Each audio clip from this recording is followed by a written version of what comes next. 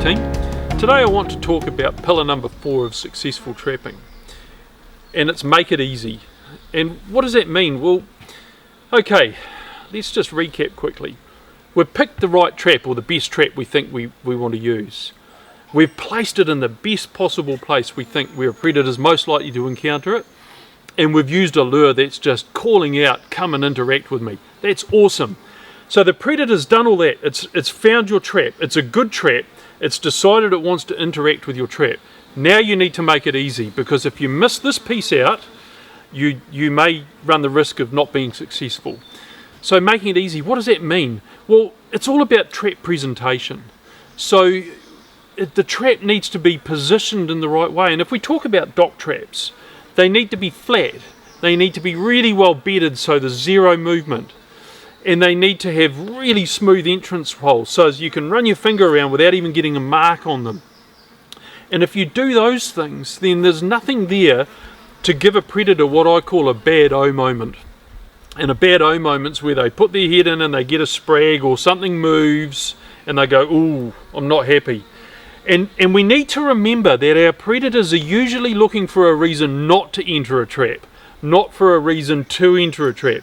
So if you watch footage of stoats around dock traps, for example, even when they've decided to interact with your trap, they're usually really on the back foot still, and they're still looking for anything that's going to give them a warning light.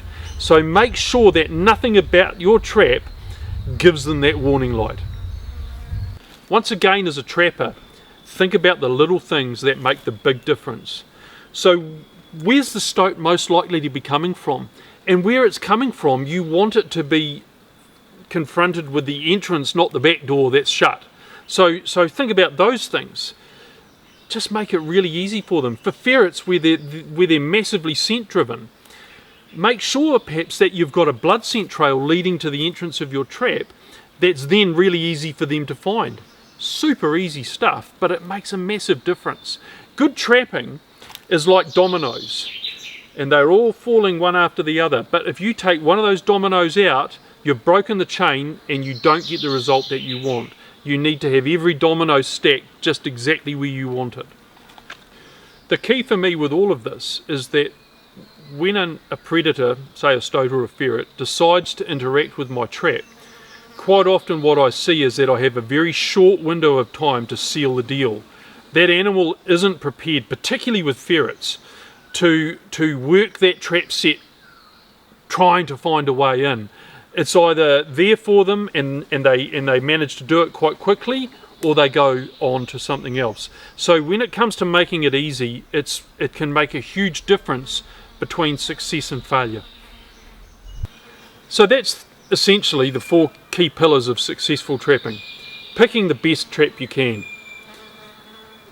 placing it in a location where the animal you're targeting with it is most likely to encounter it, using lures that encourage that animal to interact with your trap set, and then making it easy and doing all the little things that make the big difference.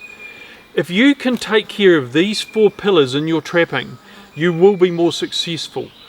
And don't forget that you take one of these things out, you remove one of those dominoes out of the line, you've broken the chain, and it's the difference between success or failure.